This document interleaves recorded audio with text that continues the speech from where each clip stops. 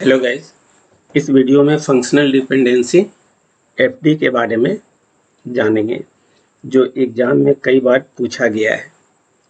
FD constant को define करने, की फाइंडिंग और नॉर्मलाइजेशन में यूज होगा, जिस पर एग्जामिनेशन में क्वेश्चन पूछा जाता है। यहाँ फंक्शनल डिपेंडेंसी क्या है, फंक्शनल डिपेंडेंसी के कौन कौन से प्रॉपर्टीज हैं, फंक्शनल डिपेंडेंसी के कितने टाइप्स हैं, इस पर हम लोग चर्चा करेंगे।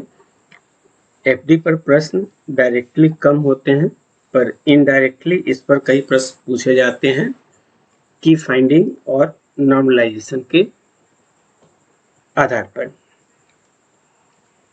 यहाँ हम लोग देखते हैं फंक्शनल डिपेंडेंसी। डेफिनेशन है, फंक्शनल डिपेंडेंसी इज ए की concept in the RDBMS, Relational Database Management System. It describes a relationship between attributes in a relation. A functional dependency FD X implies Y means that if two rows or tuples in a relation have the same value for the column or attribute set X, they must also have the same value for column attribute set Y, that is X uniquely determines Y for all tuples T1 and T2 in R, that is relation. If T1X equal to T2X, then T1Y equal to T2Y होना चाहिए। क्या इसका meaning है, जब भी हम कोई table बनाते हैं तो टेबल में रो और कॉलम को यूज करते हैं, जो रिलेशनल डेटाबेस मैनेजमेंट सिस्टम का रूल है। ये बेसिक आरडीबीएमएस कॉड रूल्स पर आधारित है। कॉड रूल्स के बारे में आप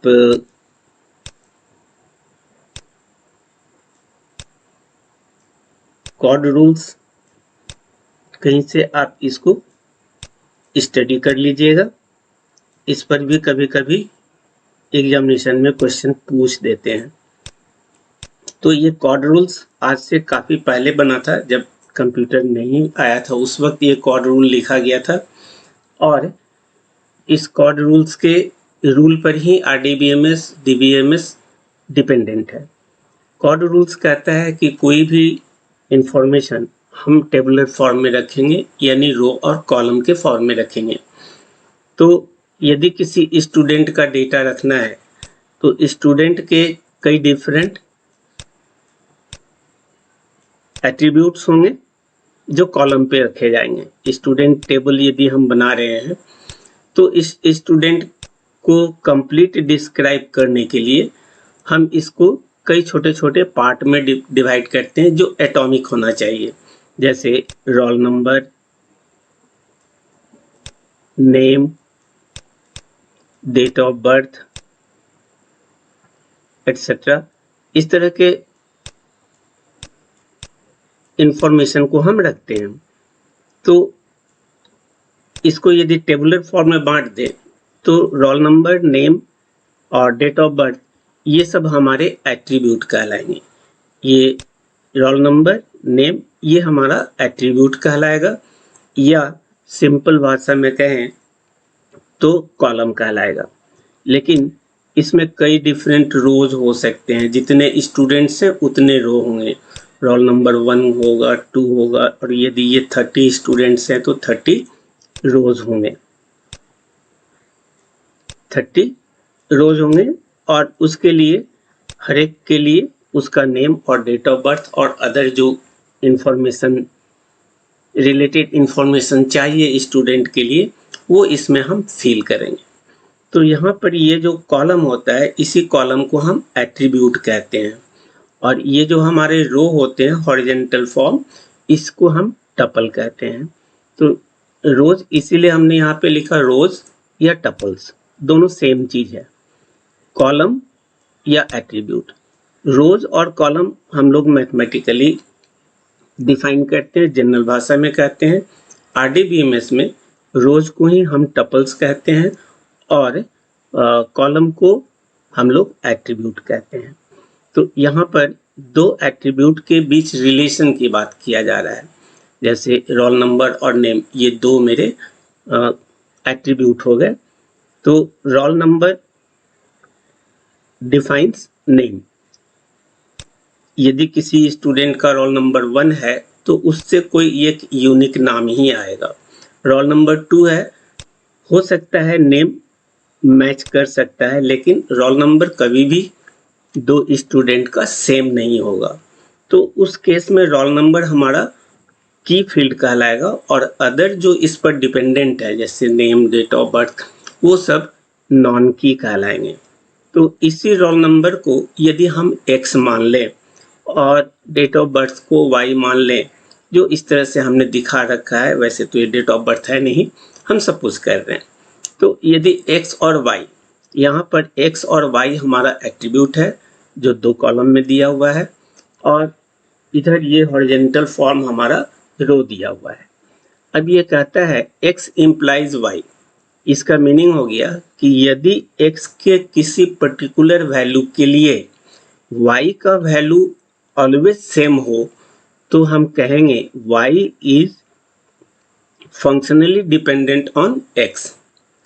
x के किसी पर्टिकुलर वैल्यू के लिए y का वैल्यू फिक्स्ड हो तो हम कहेंगे y फंक्शनली डिपेंडेंट है x पर। फॉर एग्जाम्पल, यहाँ पर हम ये फर्स्ट रो लें और थर्ड रो लें, तो x के पर्टिकुलर वैल्यू 1 के लिए y का वैल्यू ऑलवेज फिक्स्ड हो।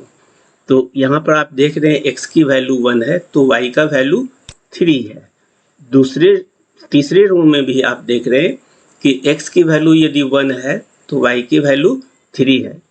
इसका मतलब है कि हमारा y फंक्शनली डिपेंडेंट है x पर, और इसी को हम दिखाते हैं x इम्प्लाइज y से, जहाँ पर x हमारा की फील्ड कहलाता है और y हमारा नॉन की कहलाता है।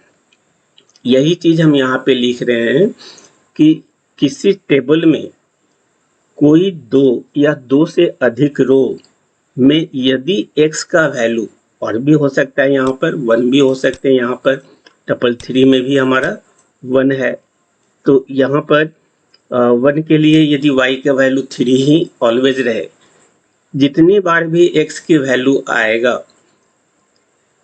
पर्टिकुलर वैल्यू के लिए y का वैल्यू सेम हो तो हम कहेंगे y x पर डिपेंडेंट है या y फंक्शनली डिपेंडेंट है x पर, और इसी चीज को हम x इम्प्लाइज y कहते हैं। अब इसका हमने यहाँ पर दो टपल लिया है, दो रो के बारे में कहा है।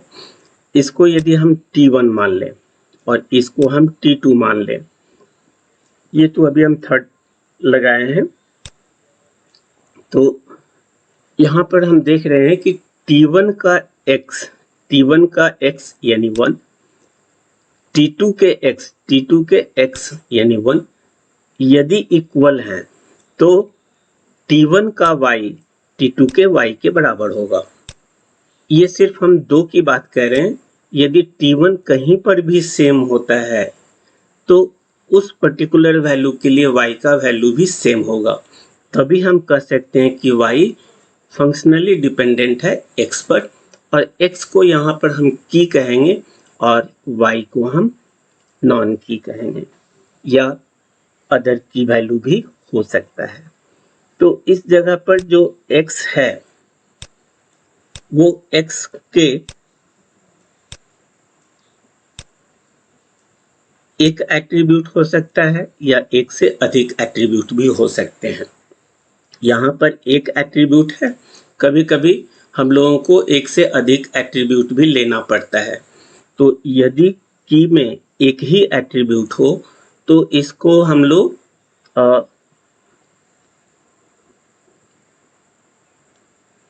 की कहेंगे और यूनिकली ये डिफाइंड होगा और ये नॉट नल होगा। ये की वैल्यू कभी भी नल नहीं हो सकता है, जबकि नॉन की हमारे नल हो सकते हैं। कभी कभी ऐसा होता है कि कुछ फील्ड की वैल्यूज हमें पता होता है, कुछ के पता नहीं होते हैं, तो जिसकी वैल्यू पता नहीं है उसको हम नल कहते हैं, और की फील्ड कभी भी नल नहीं हो सकता है।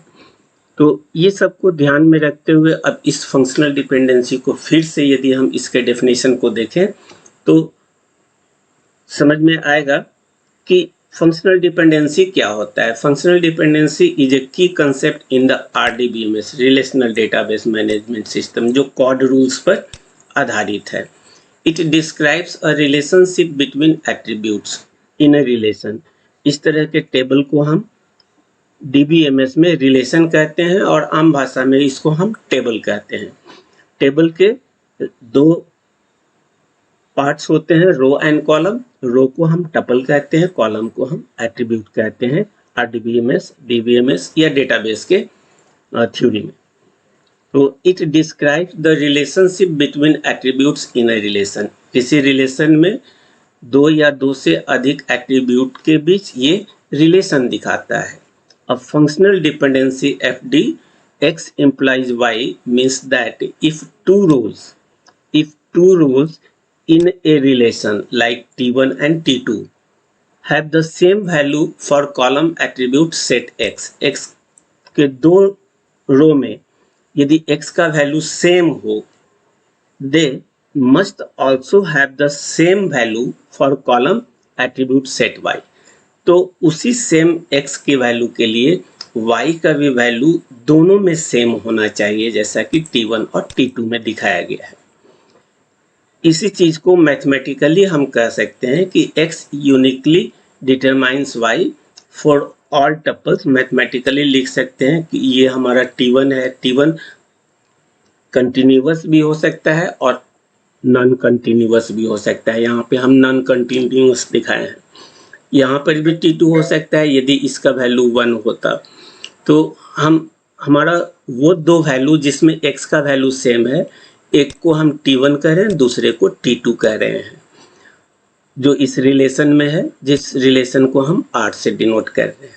तो यहाँ पर T1x और T2x, T1x और T2x यदि इक्वल है तो T1y T2y, T1y और T2y सेम होगा, यही बता रहा है। और इसी को हम फंक्शनल डिपेंडेंसी कहते हैं।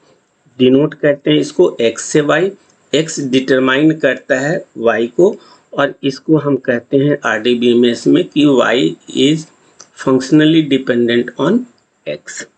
x हमारा सिंगल एट्रीब्यूट, सिंगल की भी हो सकता है, और कंपोजिट एट्रीब्यूट, मल्टीपल एट्रीब्यूट्स भी हो सकता है। मल्टीपल एट्रीब्यूट्स हो तो इसको हम कंपोजिट कहेंगे, और यदि सिंगल हो तो कैंडिडेट की और प्राइमरी की और अदर कीज वगैरह के नाम से, जो की चैप्टर में हम लोग देखेंगे कि कितने तरह के की होते हैं। अब इसी फंक्शनल डिपेंडेंसी को, इसी रूल को हम डायग्राम से दिखा रहे हैं कि फंक्शनल डिपेंडेंसी इन RDBMS क्या है। स्टार्ट करते हैं शुरू से, टेबल के शुरू से हम स्टार्ट करते हैं। First row, second row, third row. Two rows in relation, किसी रिलेशन में कोई दो रो, चाहे वो कंटिन्यूअस हो या नॉन कंटिन्यूअस हो, कोई दो rows in a relation, same value for attribute set x। x के लिए यदि कोई दो वैल्यू, x के लिए किसी दो रोज का वैल्यू यदि सेम हो, जैसा कि यहाँ T1 और T2 में देख रहे हैं, T1 और T2 में x के सेम वैल्यू हैं, तो क्या y का वैल्यू भी दोनों में सेम है? यदि है तो यस, और नहीं है तो no. Same value for attribute set y, same value for attribute set x, क्या same value of attribute set y है? तो हम कहेंगे फंक्शनल डिपेंडेंसी एग्जिस्ट करता है। और यदि ऐसा नहीं है, सपोज यहाँ पर 3 की जगह 4 या 5 होता और यहाँ 3 है, तो ये नो का केस होता, और हम कहते हैं कि यहाँ पे फंक्शनल डिपेंडेंसी नहीं है, यानी y फंक्शनली x पर डिपेंडेंट नहीं है। तो इस ग्राफ से आप समझ सकते हैं कि ये दो रो कंटिन्यूअस या डिफरेंट लोकेशन पर भी हो सकते हैं, लेकिन x की वैल्यू सेम होनी चाहिए और उसके लिए y की भी वैल्यू सेम होनी चाहिए हर एक रो में, चाहे वो दो रो हो या मल्टीपल रो हो, तो हम कहेंगे कि y x पर डिपेंडेंट है। और इस तरह के बहुत सारे कीज वगैरह बन सकते हैं जो सिंगल एट्रीब्यूट से भी बन सकता है और मल्टीपल एट्रीब्यूट से भी बन सकता है। The notation defines constants. अब ये x हमारा कंस्टेंट्स जो हमारा रूल्स होते हैं, कॉर्ड रूल्स, उसको डिफाइन करेंगे। आइडेंटिफाइंग कीज, इस फंक्शनल डिपेंडेंसी से हम लोग की आइडेंटिफाई करेंगे। एंड नॉर्मलाइजिंग रिलेशंस को नॉर्मलाइज करेंगे। डेटा को इफेक्टिव बनाने के लिए उसमें डुप्लीकेसी नहीं होनी चाहिए। यदि कोई रो दो या दो से अधिक बार आते हैं तो हमारा सेम डेटा मैक्सिमम स्पेस लेगा। इसलिए हम चाहेंगे कि कोई भी डेटा की रिडंडेंसी नहीं हो, डुप्लीकेशन नहीं हो। It expresses a one-way association between attributes, highlighting dependencies that can be enforced to ensure data consistency. Data हमारा consistent रहे and reduce redundancy. ये दो चीज के लिए हम लोग ये functional dependency को यूज करते हैं। एक रियल लाइफ एग्जांपल ले सकते हैं। स्टूडेंट रिलेशन है जिसमें रोल नंबर, नेम, एट डिपार्टमेंट, ये हमारे एट्रीब्यूट्स हैं। If each roll number is unique for every student, यदि हर स्टूडेंट का रोल नंबर यूनिक हो, यानी किसी भी दो स्टूडेंट का रोल नंबर सेम नहीं हो, तो रोल डिटरमाइंस नेम और डिपार्टमेंट। तो ये रोल उस स्टूडेंट का नाम, उस स्टूडेंट का नेम और डिपार्टमेंट डिफाइन करेगा या असाइन करेगा। That is roll always us to determine name and department. तो ये रोल अलाउ करता है हम लोगों को कि हम किसी पर्टिकुलर रोल नंबर के लिए उसका नाम और डिपार्टमेंट फाइंड आउट कर सकते हैं। अब इसमें x और y यदि दिया हुआ हो, जैसे ये x है, x इम्प्लाइज y, यहाँ फंक्शनल डिपेंडेंसी है, तो हम कहते हैं y फंक्शनली डिपेंडेंट x पर है। तो x को हम यहाँ डिटर्मिनेंट बोलते हैं और y को डिपेंडेंट बोलते हैं। इसलिए यहाँ पे हेडिंग दिया डिटर्मिनेंट एंड डिपेंडेंट एट्रीब्यूट्स क्या है। इन x to y और x implies y, the determinant is the attribute और set of attributes x। x को हम determinant कहेंगे and the dependent is y। और जो determine होगा x के थ्रू, जैसे रोल के थ्रू नेम को डिटरमाइन करते हैं, तो नेम हमारा डिपेंडेंट हो गया और x हमारा डिटर्मिनेंट हो गया। x डिटरमाइन करता है y को। The determinant determines the value of the dependent. This distinction is important when identifying candidate keys। अभी आपको हमने बताया कि कई तरह के की होते हैं, super keys, candidate keys, alternate keys, composite key, primary की, एटसेट्रा। तो इस तरह के कौन कौन से की हैं ये सब हम लोग बाद में देखेंगे। अभी यहाँ पे हम जानते हैं कि ये कैंडिडेट की है जो कि की तरह काम करेगा, जैसे रोल नंबर की तरह काम कर रहा है या एक्स हमारा की तरह काम कर रहा है। Constructing minimal covers. अब ये मिनिमल कवर्स क्या है थोड़ा और डिटेल्स में जाने के बाद पता चलेगा। और अप्लाइंग नॉर्मलाइजेशन रूल्स, जैसे 1NF, 2NF, 3NF, BCNF, 4NF, 5NF, ये सब इसी फंक्शनल डिपेंडेंसी पर डिपेंडेंट होते हैं। The determinant must contain unique, जो शुरू से कहते आ रहे हैं कि x हमारा यूनिक होना चाहिए, डुप्लीकेट नहीं होना चाहिए। और की like values, while the dependent may contain non-unique descriptive values, जबकि जो डिपेंडेंट है उसमें डुप्लीकेसी हो सकती है। तो x to y में x को डिटर्मिनेंट कहेंगे जो कि यूनिक हो सकता है या की वैल्यू हो सकता है, और y हमारा डिपेंडेंट कहलाएगा जो नॉन यूनिक कहलाएगा। इसी चीज को हम ग्राफ से दिखा रहे हैं, how to identify determinant and dependent attributes. तो जो यूनिक वैल्यूज होगा The determinant must contain unique or key-like values to ensure it can determine the dependent.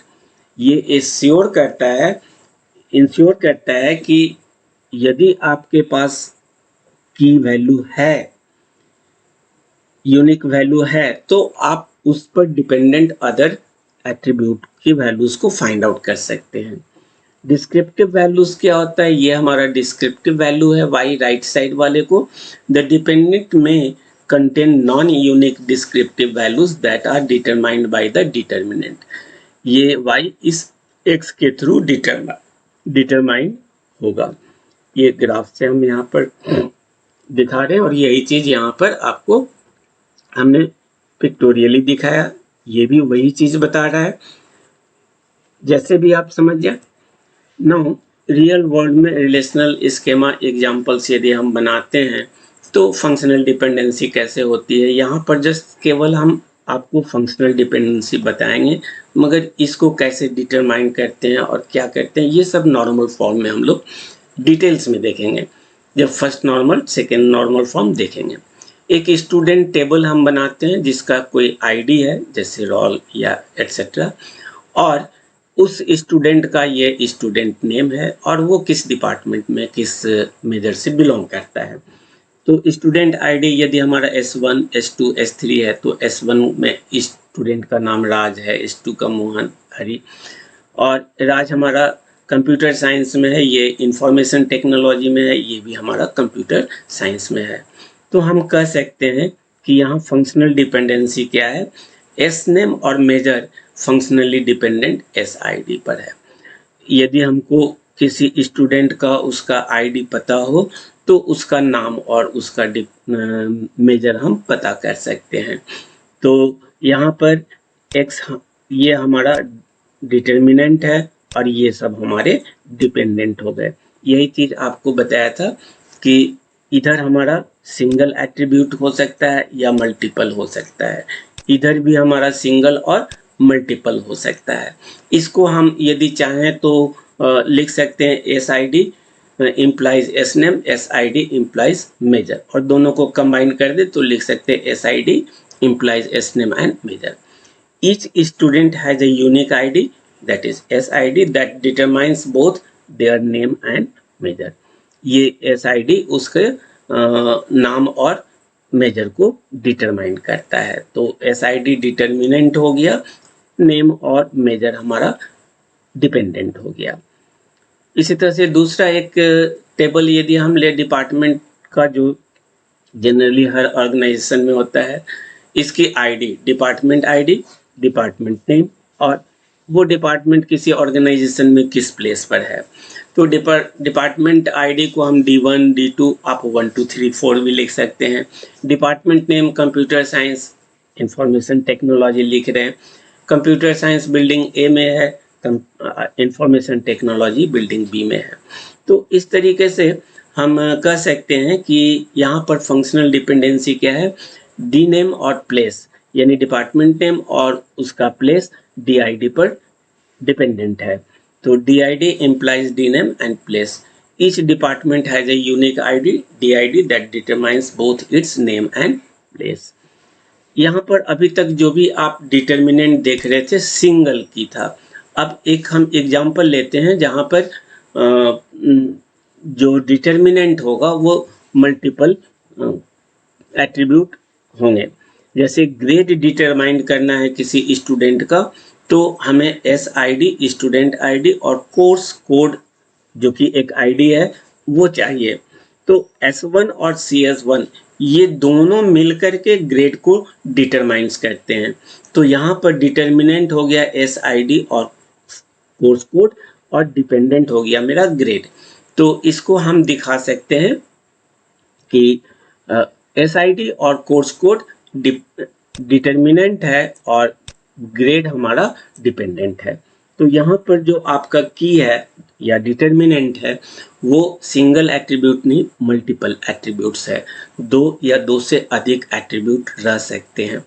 तो the combination of student ID and course code uniquely determines grade. इसमें से आप कोई एक देंगे तो ग्रेड डिटरमाइन करना मुश्किल होगा obtained by the student in that course. इसी तरह से एक और एग्जाम्पल लेते हैं, एम्प्लॉय आईडी, एम्प्लॉय नेम और डिपार्टमेंट आईडी। तो यदि एम्प्लॉय आईडी मालूम हो तो उसका एम्प्लॉय नेम और उसका डिपार्टमेंट आईडी पता चल जाएगा। और यदि डिपार्टमेंट टेबल हमने बना रखा है तो इस डिपार्टमेंट आईडी से उसका डिपार्टमेंट नेम और उसका प्लेस भी पता कर सकते हैं। लेकिन इस रिलेशन में, एम्प्लॉय रिलेशन में, ई आईडी डिटरमाइन करता है एम्प्लॉय नेम और उसके डिपार्टमेंट आईडी को। तो हम कह सकते हैं कि एम्प्लॉय नेम और डिपार्टमेंट आईडी फंक्शनली डिपेंडेंट है एम्प्लॉय आईडी पे। The employee ID uniquely determines the name and department assignment of the employee. ये सब फंक्शनल डिपेंडेंसी के बारे में था, जिसमें डिटर्मिनेंट सिंगल एट्रीब्यूट या मल्टीपल हो सकता है, डिपेंडेंट हमारा सिंगल हो सकता है या मल्टीपल हो सकता है। फर्दर हम लोग देखेंगे कि कैसे हम लोग पता करते हैं कि कहाँ पे सिंगल डिटर्मिनेंट होगा या मल्टीपल होगा। द एम्प्लॉय, अब हम लोग आते हैं फंक्शनल डिपेंडेंसी की प्रॉपर्टीज पे। तो जो भी हमारा फंक्शनल डिपेंडेंसी है उसकी प्रॉपर्टीज, एक्चुअली फंक्शनल डिपेंडेंसी के दो पार्ट्स होते हैं, एक उसका प्रॉपर्टीज है और दूसरा उसका टाइप्स होता है। तो इस वीडियो में हम सिर्फ प्रॉपर्टीज तक ही लिमिट रहेंगे। अगले फंक्शनल डिपेंडेंसी के वीडियो में उसके टाइप्स के बारे में पढ़ेंगे, जिसको यूज करते हैं नॉर्मलाइजेशन में स्पेशली और इंटीग्रिटी चेक करने के लिए। तो properties of functional dependency follow certain inference rules. और प्रॉपर्टीज, इसका कुछ अपना प्रॉपर्टीज होता है that helps in reasoning about data and are essential in normalization and database design और नॉर्मलाइजेशन में जिसका यूज होगा। These are also known as Armstrong axioms. यदि आपसे पूछ दिया जाए कि आर्म स्ट्रॉन्ग एक्सियोम्स क्या है तो इसके सारे इस प्रॉपर्टीज को आप लिख दीजिएगा। या डायरेक्टली पूछ दिया कि फंक्शनल डिपेंडेंसी के प्रॉपर्टीज क्या है तो ये लिखिए, या आर्म स्ट्रॉन्ग एक्सियोम्स के बारे में पूछ दिया तो यही सब लिखा जाएगा। इसके टाइप्स के बारे में अगले वीडियो में हम लोग डिटेल से देखेंगे। तो रिफ्लेक्सिविटी, जिसको ट्रिवियल फंक्शनल डिपेंडेंसी भी कहते हैं। If y is subset of x, यदि y x का सबसेट हो देन x implies y। हम लिख सकते हैं y x का सबसेट है। सपोज x हमारा AB है देन AB डिटरमाइंस A। यदि AB A को डिटरमाइन कर रहा है और AB से B भी डिटरमाइन हो रहा है, that is A set of attributes always determines it's subset. तो AB हमारा डिटर्मिनेंट है जिसके दो एट्रीब्यूट्स हैं और ये दोनों मिलकर के इंडिविजुअली डिटरमाइंस, हर एक को इंडिविजुअली डिटरमाइंस कर सकते हैं। तो AB टू A और AB टू B ये हमारा रिफ्लेक्सिविटी कहलाएगा या ट्रिवियल फंक्शनल डिपेंडेंसी कहलाएगा। कभी कभी ट्रिवियल फंक्शनल डिपेंडेंसी में डिटर्मिनेंट और डिपेंडेंट दोनों सेम भी होते हैं। ये भी हमारा रिफ्लेक्सिविटी का एक एग्जाम्पल हो सकता है। इधर हमारा मल्टीपल एट्रीब्यूट हो सकते हैं, सिंगल एट्रीब्यूट भी हो सकता है। और यदि सिंगल को दिखा रहा है तो ये भी रिफ्लेक्सिविटी की प्रॉपर्टीज कहलाई गई। ऑगमेंटेशन कहता है कि इफ x इम्प्लाइज y है तो x और y यानी इस फंक्शनल डिपेंडेंसी के लेफ्ट और राइट में किसी दूसरे एट्रीब्यूट को ऐड कर सकते हैं। जैसे यहाँ पर एक z एट्रीब्यूट को x और y के साथ यदि हम मिला दें तो yz is functionally dependent on xz। Add the same attribute on both sides, that is we can add attributes to both sides of a functional dependency without changing its validity।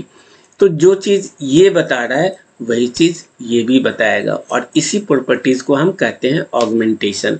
Normalisation और cover वगैरह find out करने के समय हमें इस तरह का काम करना पड़ता है कि यदि कोई फंक्शनल डिपेंडेंसी दी हुई है तो उसमें आप किसी तीसरे एट्रीब्यूट को बोथ साइड ऐड कर दें तो वो भी वही चीज़ बताएगा जो ये इंडिविजुअली बता रहा है, मगर ऐसा करने से हमारा जो प्रॉब्लम है कवर और कैनोनिकल कवर्स बनाने का, वो प्रॉब्लम सॉल्व हो जाता है। तो इस प्रॉपर्टीज को हम लोग कई डिफरेंट प्लेसेस पर यूज करते हैं। ये रूल हमारा ऑगमेंटेशन कहलाएगा।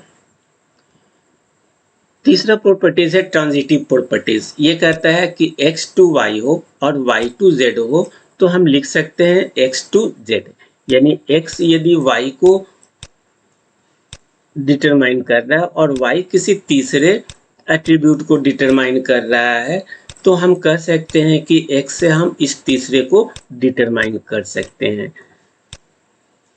तो इस तरह की प्रॉपर्टीज को हम ट्रांजिटिव प्रॉपर्टीज कहेंगे। x determines y determines z, then x determines z. That is, if one attribute determines a second and second determines a third, then first also determines the third, जो यहाँ पे हमने बताया। और इसका यूज हम लोग नॉर्मल फॉर्म से थर्ड नॉर्मल फॉर्म में करेंगे। Union, if x implies y और x implies z हो तो इन दोनों डिपेंडेंसी को कंबाइन कर x implies yz कर सकते हैं। लेफ्ट साइड में तो सेम एट्रीब्यूट है, राइट साइड में आपका डिफरेंट एट्रीब्यूट से उसको कंबाइन कर दिया। We can combine multiple functional dependency with the same left side. यदि लेफ्ट साइड सेम हो तो राइट साइड को हम कंबाइन कर सकते हैं, दैट इज कॉल्ड यूनियन। और इसी का रिवर्स होता है डिकम्पोजिशन, जिसको प्रोजेक्टिविटी भी कहते हैं। इसमें यदि ये x इम्प्लाइज yz दिया हुआ है तो इसको हम दो अलग अलग डिपेंडेंसी में तोड़ सकते हैं, x to y and x to z, जो कि इस यूनियन का उल्टा है, जिसको डिकम्पोजिशन या प्रोजेक्टिविटी कहते हैं। स्यूडो ट्रांजिटिविटी ये थोड़ा कम्प्लेक्स है। x टू y हो और w y टू z हो। इसको यदि आप ऐसे समझे, x टू y है और WY ये फंक्शनल डिपेंडेंसी हमारे क्वेश्चंस में दिया हुआ है, तो इससे हमको एक तीसरा फंक्शनल डिपेंडेंसी निकाल सकते हैं। चूंकि x y को डिटरमाइन कर रहा है, इसलिए इस दूसरे फंक्शनल डिपेंडेंसी में पहले वाले को कंबाइन कर दे। चूंकि x y को डिटरमाइन कर रहा है तो y की जगह पे हम x रख सकते हैं, WXZ। ये हम ऐसा काम कर सकते हैं। तो इस तरह की प्रॉपर्टीज को, फंक्शनल डिपेंडेंसी के प्रॉपर्टीज को स्यूडो ट्रांजिटिविटी कहते हैं। A generalization of transitivity, transitivity का जनरलाइजेशन है used when more attributes are involve. और एक दूसरा है कंपोजिशन, जो कि यदि x टू y है और z टू w है तो लेफ्ट साइड को हम एक साथ कर दें और राइट साइड को हम एक साथ कंबाइन कर दें, तो XZ लेफ्ट साइड में हो गया और YW हमारा राइट साइड में हो जाएगा। ये भी फंक्शनल डिपेंडेंसी हमारा कहलाएगा और इसको कंपोजिशन कहते हैं। तो इस तरह से 7 प्रॉपर्टीज है और इसी 7 प्रॉपर्टीज को एक जगह पे फिगर में हम यहाँ पर दिखा रखे हैं। आप इसको थोड़ा ब्लर्ड है क्योंकि PDF बनाने में ये थोड़ा ब्लर्ड हो जाता है। फिर भी यहाँ पे हम बता रहे रिफ्लेक्सिविटी, जो पहला रूल बताए थे, x टू y हो तो y सबसेट होगा x का, y is proper subset of x। तो ये रिफ्लेक्सिविटी कहलाता है, जो कि ऊपर में आपने देखा था। यदि किसी रिलेशन में AB दिया हुआ है तो AB A को भी डिटरमाइन कर रहा है और AB हमारा B को भी डिटरमाइन कर रहा है। रिफ्लेक्सिविटी में आपने देखा था फर्स्ट रूल में, वही चीज यहाँ पे है। दूसरा आपको दिखाया था ऑगमेंटेशन। तो ऑगमेंटेशन बताता है कि यदि x और y हमारा फंक्शनल डिपेंडेंसी दिया हुआ है तो तीसरे एट्रीब्यूट को बोथ साइड जोड़ दें तो ये हमारा ऑगमेंटेशन कहलाएगा। और इसके बाद आपने देखा था ट्रांजिटिविटी। तो एक्स वाई को, वाई जेड को डिटरमाइन कर रहा है तो एक्स जेड को डिटरमाइन कर सकता है। इसके बाद आपने देखा था जीरो ट्रांजिटिविटी। यदि x और y है और w y z है तो इस चूंकि x y को डिटरमाइन कर रहा है तो y की जगह पे x को रख करके wx बना सकते हैं। इन दोनों के हेल्प से इसको बना सकते हैं हम, और यहाँ पर इन दोनों के हेल्प से हम इस फंक्शनल डिपेंडेंसी, नए फंक्शनल डिपेंडेंसी को क्रिएट कर सकते हैं। ऊपर भी यही चीज़ हम बता रखे थे। और रिफ्लेक्सिविटी के बाद है आपका यूनियन। यूनियन में दो फंक्शनल डिपेंडेंसी दिए हुए हैं तो इनके लेफ्ट साइड, दो फंक्शनल डिपेंडेंसी दिए हुए जिसके लेफ्ट साइड सेम हो और राइट साइड डिफरेंट हो तो इसको कंबाइन कर दें, x2y z हमारा मिल जाता है। और डिकम्पोजिशन में इसी यूनियन का उल्टा था, x y z दिया हुआ है, ये दिया हुआ है, तो इससे हम ये दोनों को फाइंड आउट कर सकते हैं, x2y और x2z। और लास्ट में था कंपोजिशन, x और y यदि बोथ साइड डिफरेंट एट्रीब्यूट्स है, दो फंक्शनल डिपेंडेंसी, तो लेफ्ट साइड को एक साथ कंबाइन कर दें और राइट साइड को एक साथ कंबाइन कर दें तो ये हमारा नया फंक्शनल डिपेंडेंसी बन जाएगा। ऊपर का जो भी चीज़ था उसी को यहाँ पर हम लोग शॉर्ट फॉर्म में याद रखने के लिए एक पिक्टोरियल डायग्राम हमने आपको दिया है, तो इससे आप समझ सकते हैं कि डिफरेंट प्रॉपर्टीज फंक्शनल डिपेंडेंसी के क्या हैं। अब ये आगे की चीज़ें नॉर्मलाइजेशन में हम लोग देखेंगे कि फंक्शनल डिपेंडेंसी के टाइप्स क्या हैं और उस टाइप्स का किस नॉर्मलाइजेशन में यूज होगा। आज के लिए इतना ही। Thank you for watching the video.